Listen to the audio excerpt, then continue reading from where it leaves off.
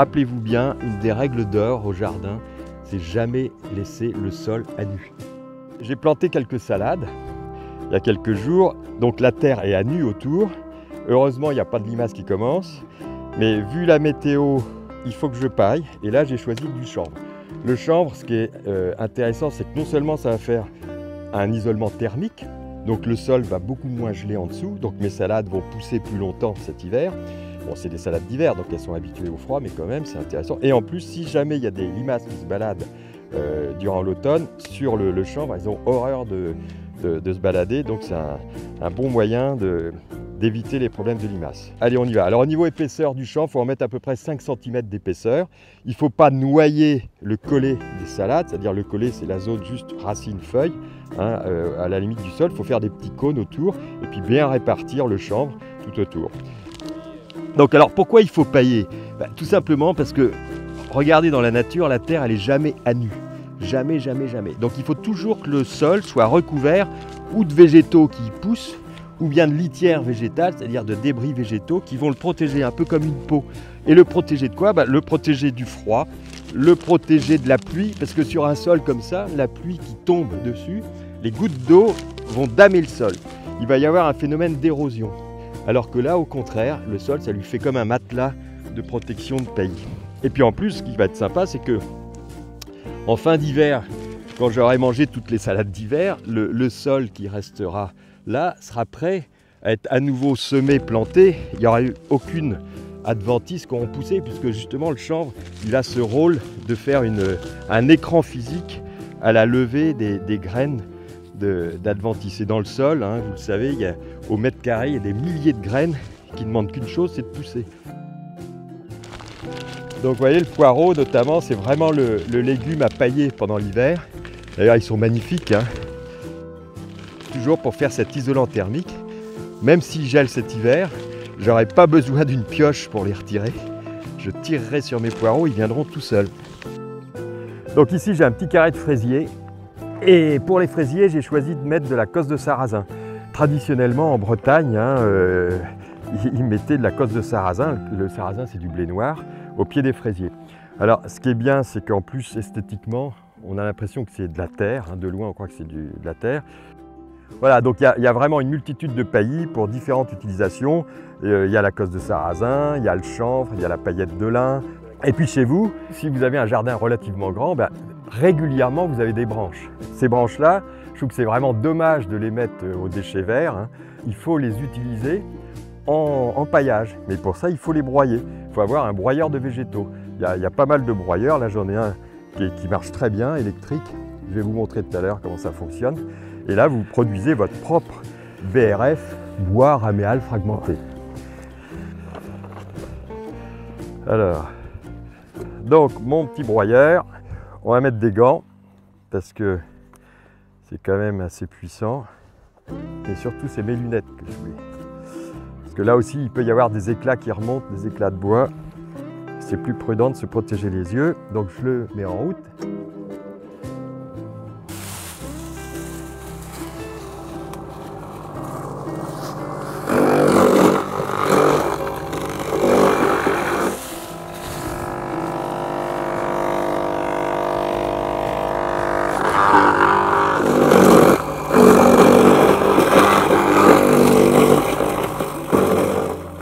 Donc ça, c'est ce qu'on appelle du bois raméal fragmenté. Alors, c'est plein d'oligo-éléments parce que c'est des jeunes branches. Il y a des feuilles. Bon, il y a aussi une partie ligneuse du bois.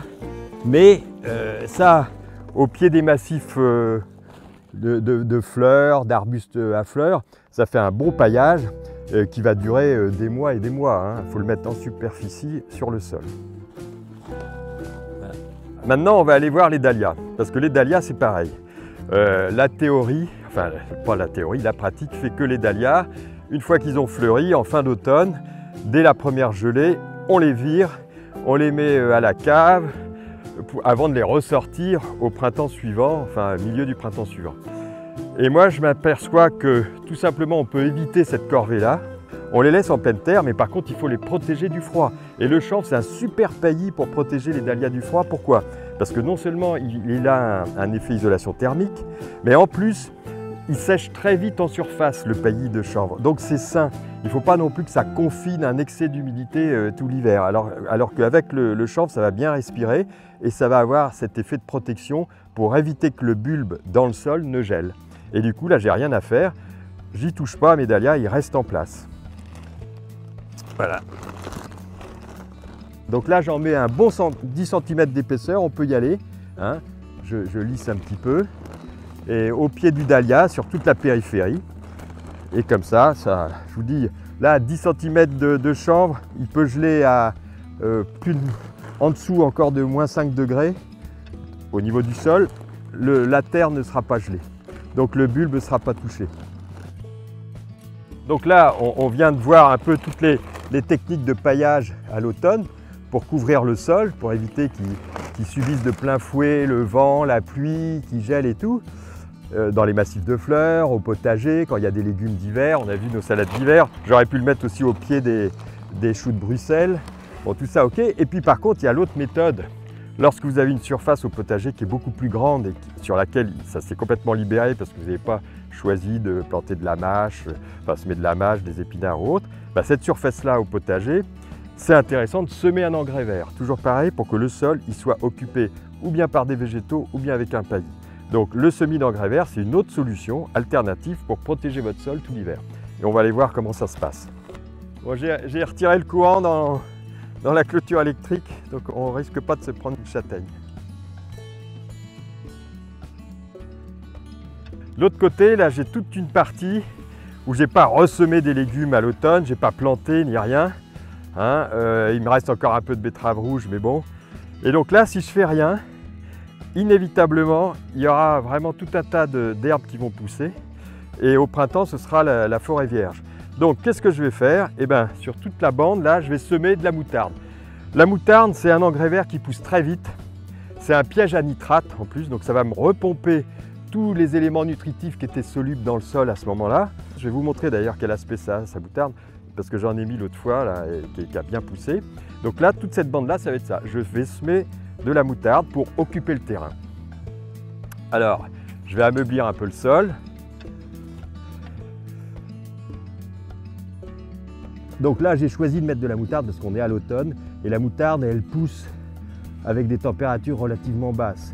Si ça avait été plus tôt dans la saison, on aurait pu avoir un éventail plus large parce que des engrais verts, il y en a plein d'engrais verts, hein, des semences d'engrais verts. Vous avez de la facélie qui est mellifère, donc qui attire les abeilles. Le sarrasin aussi, qui est un super engrais vert, surtout pour les terres acides. Des légumineuses, alors là, les légumineuses, c'est luzerne, trèfle, vesse. Pourquoi des légumineuses? Parce qu'elles enrichissent votre sol en azote. C'est-à-dire qu'elles sont en symbiose avec des bactéries qui vont capter l'azote de l'air. Donc votre sol, il va s'enrichir avec ces engrais. Bon, la moutarde, elle ne fait pas ça, mais déjà, elle a plein de vertus, notamment d'aller en profondeur avec ses racines pour pomper les éléments nutritifs et les remettre en surface. Alors, la technique de l'engrais vert, là, ça va pousser. Et pendant cet hiver, dès qu'il y aura une gelée, la moutarde, elle est gélie, c'est-à-dire qu'elle va être tuée par le froid. Mais c'est très bien parce qu'elle va faire une litière végétale, un matelas qui petit à petit va se décomposer. Et au mois de mars, avec les pluies, le réchauffement, ça deviendra pratiquement de l'humus. Hein. Ce sera décomposé et pareil, vous n'aurez plus qu'à passer un coup de croc, semer ou planter.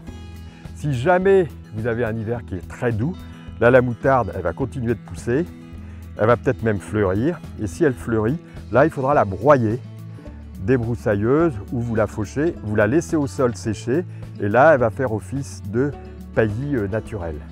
Donc j'ai pris un petit sachet parce que là il n'y a vraiment pas grand, mais vous avez bien sûr des conditionnements plus importants. Donc je vais semer à la volée, tranquille. Pof, pof, pof.